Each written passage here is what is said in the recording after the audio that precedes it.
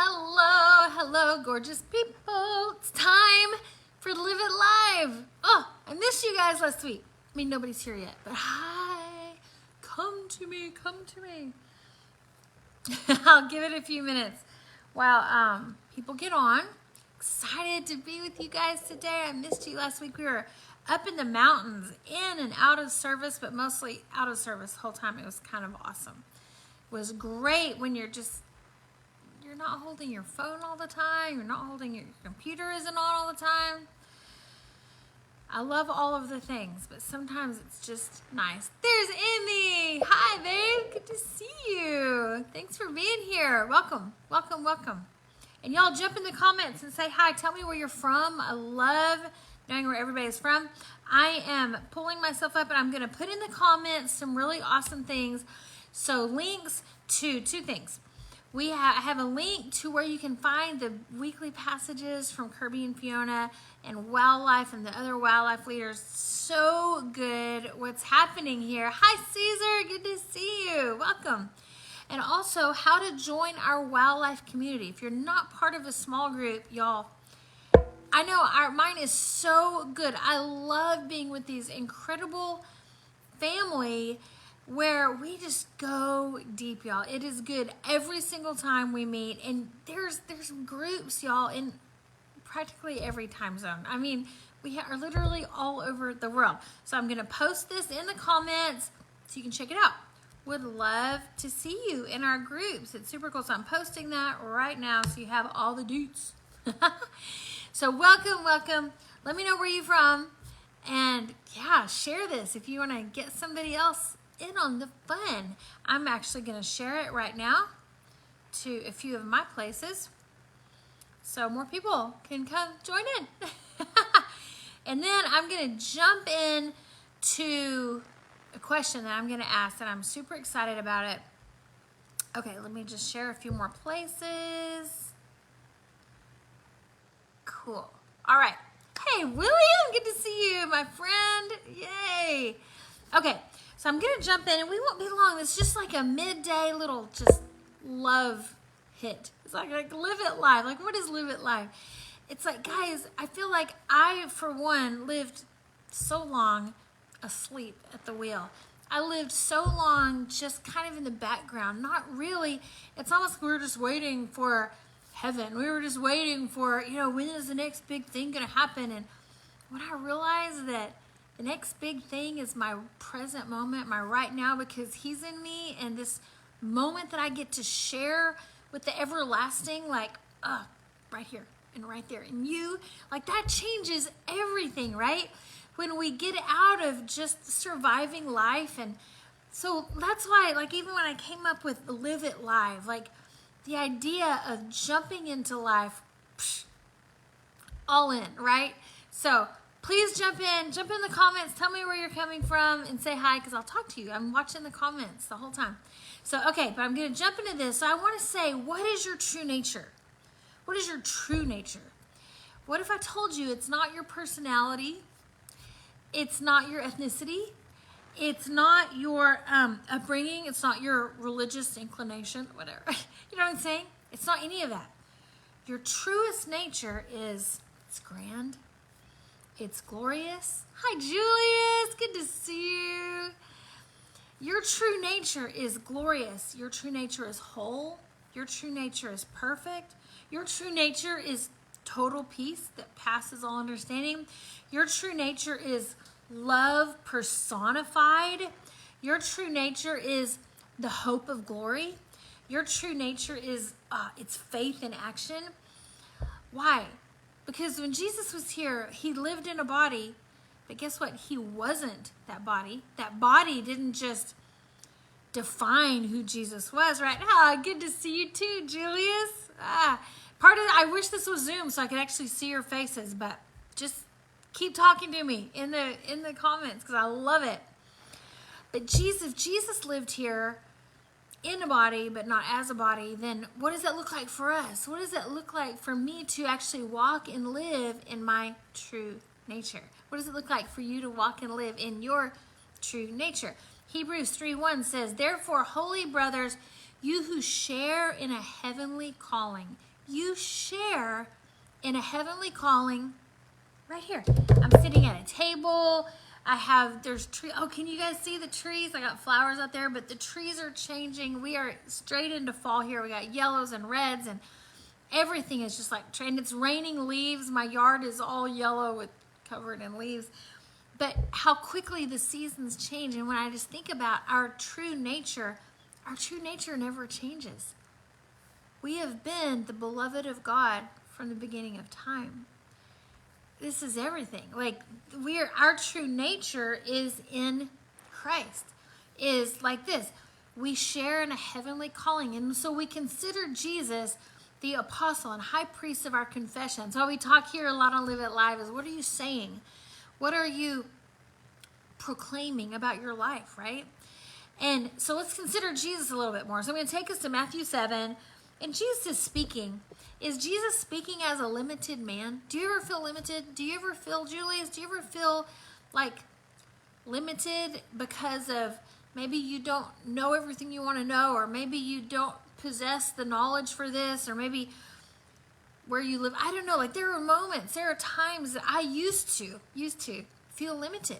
Maybe I felt limited because of being female. Maybe I felt limited just because of the time that I grew up. And now I'm able to really embrace my present perfect moment and go, I'm in the right place at the right time with a God who never changes. Oh my gosh.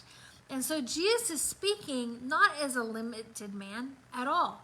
He's speaking as who he is. Hi, Jeff. Good to see you. Right, Julius. Like, yeah, like I felt that. And so when Jesus is talking, is he speaking to those who see themselves as limited? Well, yeah. And he's speaking to us who at times we have felt limited. And do you think that's our design? Or were we supposed to be here on earth limitless? Are we supposed to be here on earth fully included and in union with a God who is unlimited, right? Who there's nothing impossible to him. So what does that look like? So I'm going to take us through Matthew 7. Here's verse 7. Because I want us to see our true nature as we live it live today. Today, as I live it fully alive, and as I live as awareness. Like, I'm not just aware of my surroundings. I can see them. It's gorgeous, gorgeous fall day. But I am. Hi, Petapati. I think Petapati Gideon. Good to see you. I hope I'm not just butchering your names. Oh my gosh. But I love your name. It's gorgeous. Welcome, welcome. So glad you're here. And so as I live here in this skin suit, in this bodysuit, I am not my body. I live in a body, right? And so how do we translate our true nature from this experience, right? And so here's verse 7 of Matthew 7. Ask and the gift is yours. Seek and you'll discover. Knock and the door will be open to you. We've heard this, right? To me, that's just like we have an open invitation. For every persistent one will get what he asks for. Every persistent seeker will discover what he longs for. And everyone who knocks persistently will find that open door. Well, guys, what I know about God is that seeking and knocking isn't from a place of working and striving and contending. No, it's from a place of rest. It's from a place of intention. I set my intention towards, every persistent seeker will discover what he longs for. Oh, from India. So glad you're here. I love it, love it, love it. So then I'm going to take us down to verse 24. And this is I grew up as a kid hearing this story and being taught this story, but I look at it a little bit differently now. And so everyone who hears my teachings and applies it to his life can be compared to the wise man who built his house on an unshakable foundation. We've the rock. We built our foundation on the rock. When it rains and fell, the flood came, the fierce winds beating upon his house, but it stood firm. Why? Because of its strong foundation. But then verse 26, but everyone who hears my teaching and does not apply it to their life. So that's your key. I could hear it. I could know about God. I could know of his nature. I could have even heard about my nature. But if I'm not actually applying it to my life, if I'm not intentional about living this life with God, then guess what? What am I like? I'm if I'm a man who just identifies with my body and the world around me and my mind, then I'm like the man who built his house on the sand. So this says, everyone who hears my teaching and does not apply it to his life can be compared to a foolish man who built his house on sand. When it rained and rained, the flood came, the winds and waves beating on his house. It collapsed and was swept away.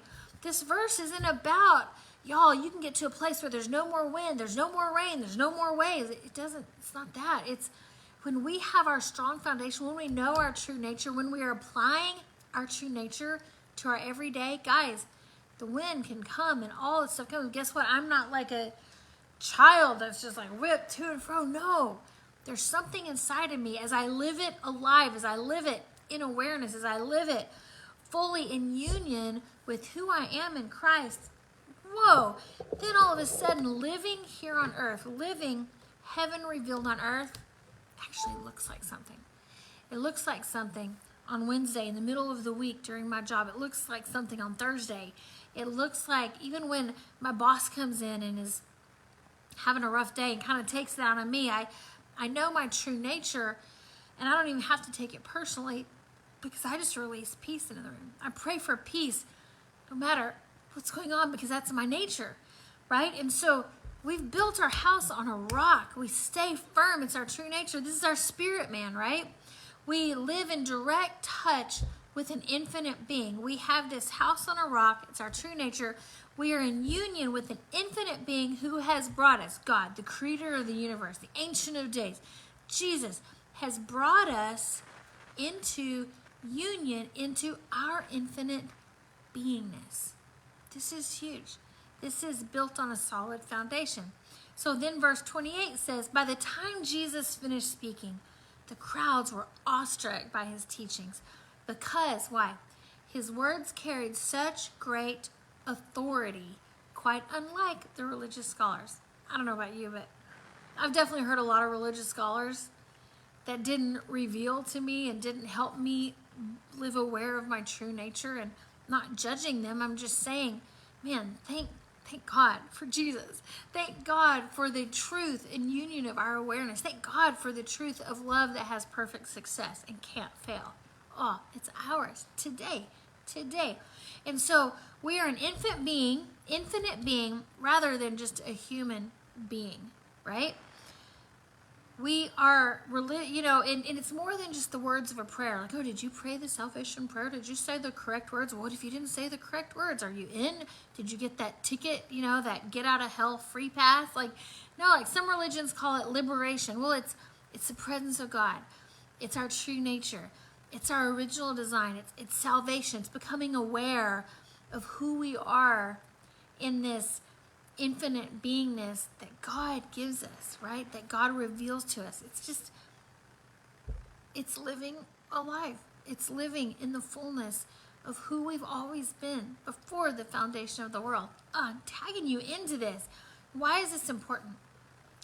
Because living alive and living aware is about knowing our true nature and not just being pushed around by life happening around us. Because y'all, stuff is happening. I look at what's happening in different nations. I look at, this group is against this group, and this group is doing horrible things to this group. And all I know, I am not the one to stand in judgment. But what I know is that I have an ability, because of Christ in me, the infinite beingness, that is me, that is you, I get to be peace in this situation. I get to pray peace that passes all understanding. Because the thing is if the one who you consider your enemy, or you consider this nation's enemy, or your nation's enemy, what would happen if they had a revelation that God isn't this angry, vengeful, mean God? What would happen if they actually realized that God wasn't mad at them? What if they realized that they are the apple of God's eye? What would happen to your enemy? What would happen to the enemy when they realize the truth? Because what if they've been told the same lie that we were? What if they've been told that they're never going to be good enough, and you can work and strive and you can try to do all the right things, but you're never going to cut it? If you were told that, you would tend to want to fight it out and try to do things to elevate yourself because you felt like you had to do that. Well, what happens when you release peace? Release the peace that passes all understanding, the peace that takes you into a realm of supernatural, where the super of God rests on our natural realm. Because why? I'm not just a body. No, I am the infinite beingness of God here on earth, living in a body, living a human experience. But even in my human experience, I'm not relegated to, Aaron, I hope you can get this right. Hey, Aaron, like, I hope you don't mess this up. You know, Jeff, like, I hope you don't, like, sin too much where I can't forgive you anymore because you've asked for forgiveness way too many times. Like, come on. God's the opposite of this. Like, love says, hi, Dylan. Love says, Dylan, you have perfect success. Love says, hi, Karen. Good to see you. Love says, Karen, you are grand. You are glorious. You are whole. It's where I started. You're perfect. Perfect? Really, Aaron? Well, God said it, not me, right? Like, he sees us as fully in union with him. And when he sees us, he sees Jesus. There's nothing missing and there's nothing broken. So even as I am the righteousness of God in Christ, it's not I am the one trying to be righteous all the time. I already am. I am the right standing with God. I am the righteous. I'm the justice of God in Christ. In Christ. Oh, this union that we live in him and this perfect success says, I am total peace, and I can release total peace into every situation. I'm love personified because I'm created in the image of God, who is love. Anyways, y'all, this is, to me, how we live alive. We live this life. Did you know that you're actually designed to wake up happy every day, to wake up in joy, happy and in peace every day? Do you think that's possible? I do. I had somebody say, even this week, they ask, hey, how are you doing? How are you doing? They're telling me some stuff that's going on in their life. How are you doing? I was like, I'm amazing. And they're like, you say that every single time. And they're like, but I actually believe you. I think you are. And I was like, but I am. It's not because I'm not living in the same world you're living in. It's not because I don't have stuff happen all the time. It's not that I don't have offerings made to me every day, which I could say, yes, I'm going to be offended about this. Or, yes, I could be afraid about this. Or I could be in anxiety over this. I get those same offerings, and I'm actually glad I do. What? Does that make sense? Like, yeah, I'm glad I do, because that way I get to exercise my superpower. And what is that? The power of choice. The power of remembering myself to the truth that I'm created in the image of love, which is perfect success. Y'all, that's how we live a life. That's how you can wake up every morning and you don't have to wonder, oh, am I going to wake up feeling like icky, or am I going to wake up feeling like depressed? Like, all I know is that to live a life and a life of consistency, it is your true nature. It's what you were created for. Hi, Heather. Good to see you. Like, it's sonship. Come on, it's sonship. It is living here as a son and a daughter of God. Oh, man. Knowing beyond a shadow of a doubt. Hi, Chitra. Good to see you. Knowing beyond a shadow of a doubt that I'm loved. Oh, I'm accepted.